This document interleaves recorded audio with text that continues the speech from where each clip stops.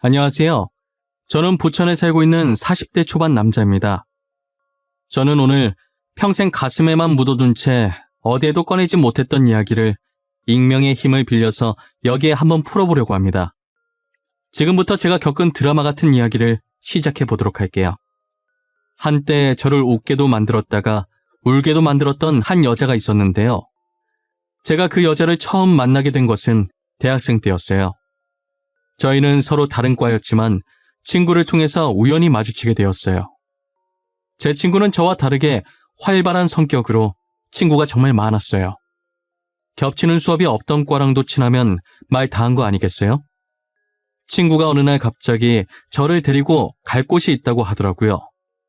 대현아, 내가 오늘 너랑 같이 갈 곳이 있어. 아마 너도 가면 엄청 좋아할 거야. 거기 가면 이쁜 여자들도 있다니까? 야, 여자한테 관심 없어. 도대체 어디 가는 건데? 나 낯가려서 분위기 어색하게 만들 것 같은데 그냥 너 혼자 가. 야, 그냥 인맥 넓힌다 생각하고 따라와. 친구 많이 사귀어 놓으면 좋지. 나중에 취업할 때 도움 될 수도 있다니까? 나 믿고 한 번만 가자. 어? 알겠어. 갈게. 갈 거니까 어디 가는지만 말해달라니까. 또 이상한 곳 가는 거 아니야? 그런 곳 갈 거면 나 차라리 집 갈래.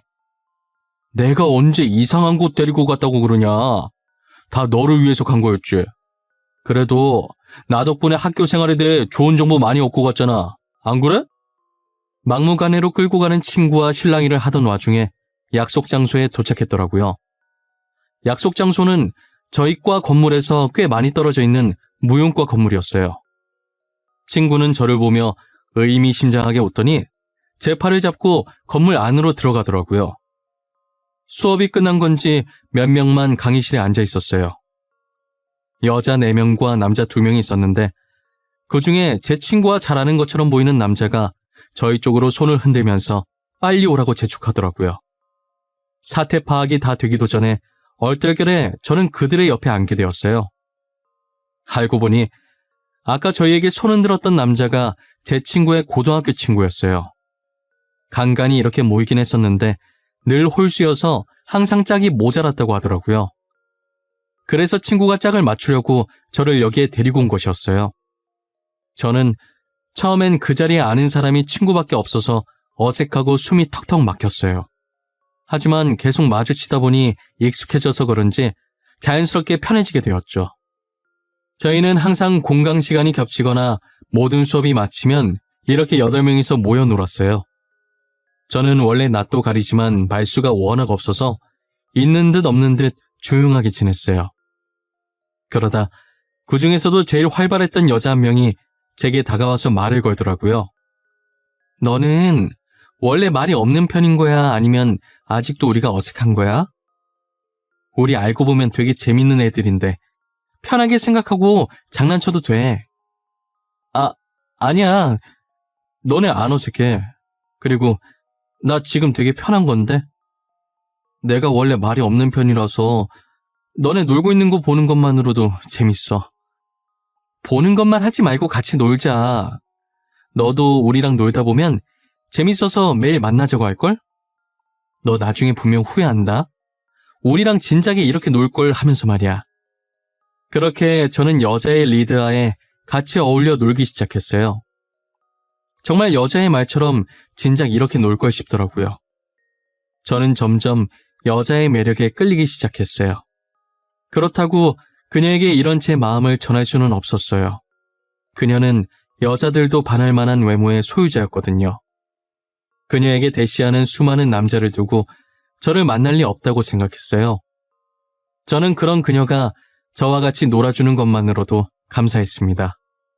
하지만 이런 만남도 새내기 시절 잠깐이었는지 다들 학점 챙긴다고 바빠서 지속적으로 만나지는 못했어요. 저는 학고 위기에 놓인 간당간당한 제 성적에 허우적거리고 있었고 그녀도 실기시험이 많아 준비하느라 시간이 없었죠. 결국 우리는 졸업할 때까지 제대로 연락할 시간도 만날 시간도 없었어요. 저는 조그만 중소기업에 취업하고 오랜만에 친구와 만나게 되었어요. 친구도 이제 막 시작하는 스타트업 회사에 취업했더라고요. 이런저런 영양가 없는 말만 하다가 새내기 시절 때 이야기가 나왔어요. 태연아, 대학교 1학년 때 기억나? 한참 무용과 애들이랑 놀러 다닐 때 말이야. 우리 그때 진짜 재밌었는데, 그치? 나는 가끔 그때로 돌아가고 싶어. 더 열심히 놀 걸 후회한다니까? 기억나지? 어떻게 잊어, 그걸? 내가 처음이자 마지막으로 제대로 놀아봤잖아. 나 원래 엄청 조용했던 거 알지? 진짜 걔네 덕분에 많이 밝아졌잖아. 걔네는 지금 뭐하고 있으려나? 간만에 애들한테 연락해봐야겠어. 우리 다시 뭉쳐서 그간 쌓였던 스트레스 다 같이 풀어야지. 안 그래?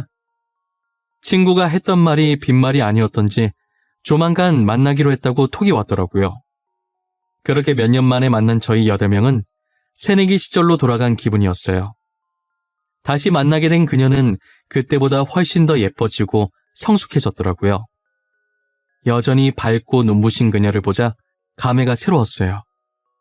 태연아, 이게 몇 년 만이야. 우리 진짜 오랜만이다. 그치? 그동안 잘 지냈어? 요즘 뭐하고 지내? 일 다니고 있어? 또...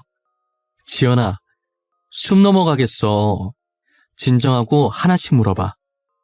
나는 남들이랑 똑같이 취업 준비하면서 치열하게 지냈어. 넌 어떻게 지냈어? 난 고생 좀 했지.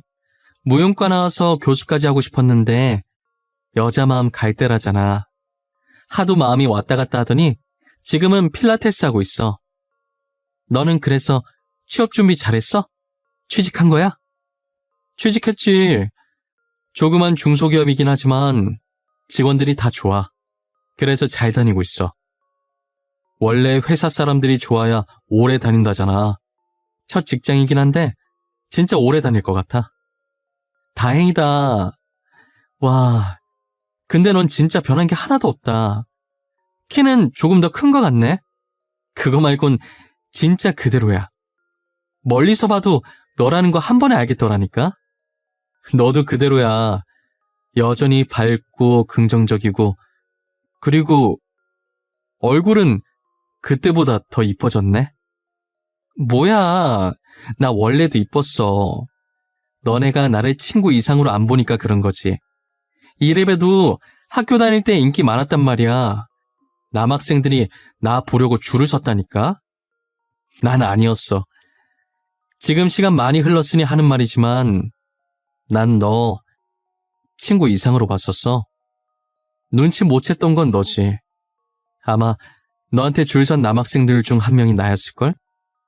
그녀는 과거에 제가 품고 있었던 마음을 처음으로 고백하니 한동안 아무 말도 못한 채 가만히 서서 눈만 꿈뻑거리더라고요.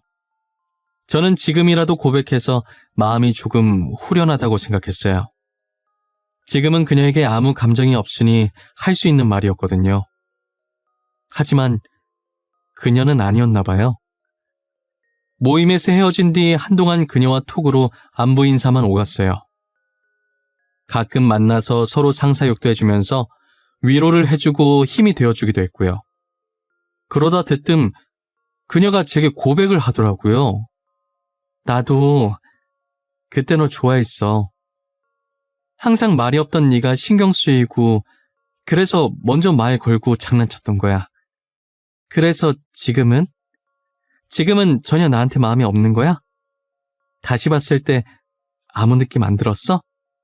지연아, 여전히 넌 좋은 사람이야. 늘 주변 사람들을 밝게 만들어줘. 하지만 이제 막 사회에 뛰어들어서 지금 내가 누군가를 좋아할 여유가 없어. 기다려줄 수 있다면? 내가 기다린다고 하면 만나줄 거야? 나 기다리는 거 잘해.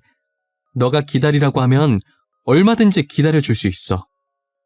그녀의 끈질긴 구애에 저는 두 손 두 발 들 수밖에 없었어요. 저희는 그렇게 6개월이란 시간을 함께 보내고 서로에 대한 믿음 하나로 결혼을 하게 되었어요. 아직도 그녀에게 목매는 남자가 많은데 그런 그녀가 제게 좋아한다고 고백하고 지금 결혼까지 했다는 게 저는 도저히 믿기지 않았어요. 한편으로 인기 많은 아내 때문에 걱정도 많이 되었습니다. 신혼생활할 땐 저희도 남들이 부러워할 만큼 사이가 아주 좋았어요. 놀러 갈 때든 힘들 때든 무엇이 되었든 항상 둘이서 같이 하려고 했거든요. 하지만 역시나 아내의 인기는 저희 결혼 생활에 아주 큰 걸림돌이 되었어요. 결혼한 지 2년 정도 되었을 때쯤 아내의 외출이 잦아지더라고요. 친구를 빌미로 퇴근 후 집에 늦게 오는 것은 기본이고요. 주말에도 약속이 있다며 아침 일찍 외출해서는 일찍 들어와야 당일 밤에 오고 늦으면 그 다음날 저녁에 들어오곤 했어요. 그러더니 얼마 지나지 않아 외박하는 것이 일상이 되어버렸죠. 친구 집에서 자고 오겠다는 말을 밥 먹듯이 하기 시작했어요. 한 번은 아내에게 영상통화를 걸었는데 아내가 거절을 하는 거예요. 평소 같으면 피치 못할 사정이 있어서 못 받는가 보다 하고 넘겼을 텐데 그날은 이상하게 저도 오기가 생기더라고요. 그래서 영상통화를 한 번 더 걸었어요. 역시나 아내는 또 제 영상통화를 거절하더군요. 그때부터 저는 아내를 의심하기 시작했어요. 원래는 제가 따져 묻는 성격이 절대 아니었어요. 평소 저는 모든 일에 다 이유가 있겠지 하고 넘기던 사람이었는데 찝찝한 이 기분은 도저히 그냥 넘길 수가 없겠더라고요. 그래서 아내가 외출한다고 하면 하나하나 따지기 시작했어요. 나 미연이 집에 놀다 올게. 오늘 자고 올 거야. 그러니까 기다리지 마. 밥 다 해놨으니까 알아서 챙겨 먹고 있어. 미연 씨 집 가는 거 맞아? 나 오늘도 영상통화 걸 거야. 저번처럼 거절하지 말고 받아. 그리고 미연 씨 집에 꿀 발라놨어? 주말마다 안 가면 누가 잡아먹어? 당신 혹시 의처증 있어? 미연이랑 얘기하다 보면 전화 못 받을 수도 있잖아. 뭔 놈의 전화를 계속 받으라는 거야? 그리고 굳이 영상통화를 해야 돼? 도대체 전화 못 받을 일이 뭐가 있는데 무슨 일이길래 잠시도 전화를 못 받아? 당신 영상통화 말고 일반 통화로도 해도 잘 안 받잖아. 됐어, 그만해. 안 가. 내가 안 가면 되잖아. 그러니까 진짜 그만해. 고작 전화 가지고 예민 반응 보이는 아내를 보니 괜히 더 의심이 들더라고요. 저는 확실한 증거를 찾아야겠다고 마음먹었어요. 아내가 샤워하러 들어간 사이 아내의 폰에서 톡 알림이 뜨더라고요. 보낸 사람 이름을 보니 미연 씨더라고요. 그래서 그냥 넘어가려고 했는데 그 다음에 울린 알람을 보고 그냥 넘어갈 수 없었어요. 분명 미연 씨 이름으로 온 톡에 내용이 심상치 않았거든요. 오늘 밤 아내를 위해서 준비했다는 글을 보냈더라고요. 저는 그때 무언가 있다라는 쎄한 느낌이 들었어요. 다행히 아내 폰은 잠금이 걸려있지 않아서 손쉽게 톡방을 들어갈 수 있었어요. 미연 씨와 함께 대화를 나누던 톡방을 누르는 순간 온몸에 소름이 끼쳤어요. 알고 보니 미연이라는 사람은 아내가 저 몰래 만나온 남자였어요. 정말 치밀하게 상간남 번호를 미연이라는 여자 이름으로 저장해놓고 제가 의심할 수 없도록 만든 것인데요. 이제껏 미연이 집에 놀러간다고 했던 것도 다 이 남자 집에 놀러간 것이었어요. 아내의 이런 뻔뻔함에 정말 기가 차고 제가 지금까지 속았다는 게 어이가 없었어요. 저는 아내가 샤워하고 나오자마자 휴대폰을 들고가 따지기 시작했어요. 역시나 아내는 모르는 척 발뺌을 하더라고요. 당신, 이게 다 뭐야? 여기 있는 대화 내용들 뭐냐고. 이때까지 미연 씨라고 했던 사람 남자였어? 당신 지금 제정신이야? 당신이야말로 지금 무슨 소리를 하고 있는 거야? 미연이가 남자냐니? 당연히 여자지. 당신이 생각하는 그런 거 아니야. 그리고 남의 폰을 왜 마음대로 보고 난리야? 내가 무슨 생각하는데? 찔리는 게 있으니까 내가 그런 쪽으로 의심한다고 생각하는 거 아니야? 그럼 여기에 있는 커플 사진들은 어떻게 해명할 건데? 서로 사랑한다고 하던 대화들은? 아내는 모른다고 시침이 떼더니 전에 나눴던 대화들과 커플 사진들을 언급하니 그제서야 무릎 꿇고 빌기 시작하더라고요. 처음엔 정말 화가 나고 정말 빈손으로 집에서 내쫓고 싶었어요. 하지만 사람이 살다 보면 실수할 수도 있다고 생각해서 넘어가 주기로 했어요. 사람은 고쳐 쓰는 게 아니라더니 어르신들 말씀 틀린 거 하나 없었어요. 아내는 정신을 못 차리고 얼마 안 지나 또다시 외도를 하는데요.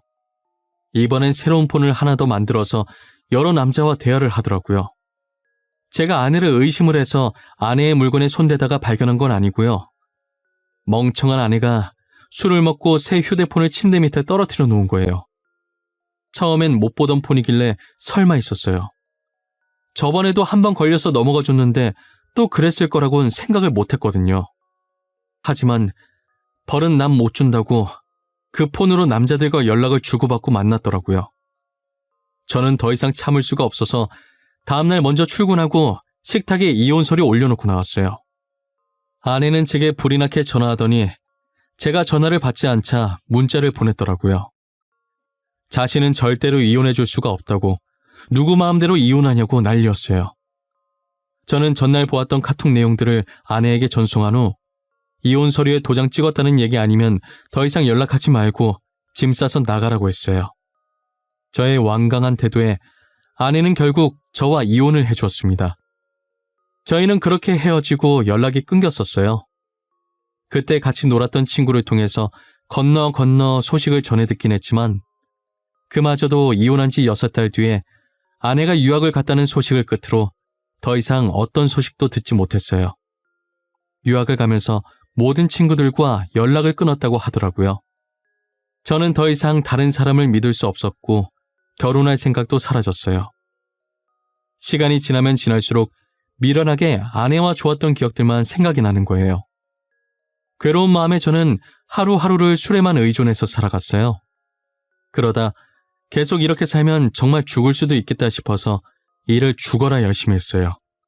다양한 경험을 쌓아보고 싶어서 정말 안 해본 일이 없었죠. 다니던 회사를 그만두고 빵집부터 시작해서 노가다까지 했었어요. 그러다 3년 후 친구의 추천으로 동네에 작은 개인 카페를 차리게 되었습니다. 저희 동네에 카페가 정말 없었어요. 버스를 타고 2정거장 지나야 하나 있었거든요. 친구는 그 틈을 노리고 카페를 만들어 보라고 권했고 저는 바로 카페를 차렸어요. 사업을 시작하려면 인맥을 넓혀야 한다면서 친구는 저를 모임에 자주 데리고 나갔어요. 확실히 예전에 다녔던 모임들과는 사뭇 다른 분위기의 모임이었어요. 주로 사업을 하시는 분들이 모여있는 자리였거든요. 친구가 성격이 좋아서 학생 때랑 변함없이 그런 사업가 쪽으로도 발이 굉장히 넓더라고요. 친구는 저를 데리고 다니면서 여기저기 인사시켜주기 바빴어요. 저는 인사를 마치고 아는 사람이 친구밖에 없는지라 그냥 구석에 가서 물만 마시고 있었어요. 혼자 있는 제가 안타까웠는지 한 여성분께서 제게 말을 걸어주시더라고요. 안녕하세요. 이런 자리 처음이라 어색하시죠? 저도 처음에 여기 왔을 때 되게 어색했어요. 사실 이 모임에 몇 번 안 나와서 지금도 어색한 건 마찬가지고요. 아, 아까 인사했을 때 화장품 사업하신다던 분 맞으시죠? 반가워요. 저는 제가 이런 자리에 올 거라고는 생각을 못했어요. 어떻게 행동해야 할지도 모르겠고요. 그냥 자연스럽게 사람들이랑 대화 나누시면 돼요. 지금 저희처럼요. 아무 영양가 없는 말이라도 섞다 보면 자연스럽게 친해지게 되어 있어요. 그리고 저는 심연지라고 합니다. 그녀는 제게 명함 하나를 내밀더니 싱긋 웃더라고요. 저는 그러다 문득 전 아내가 떠올랐어요.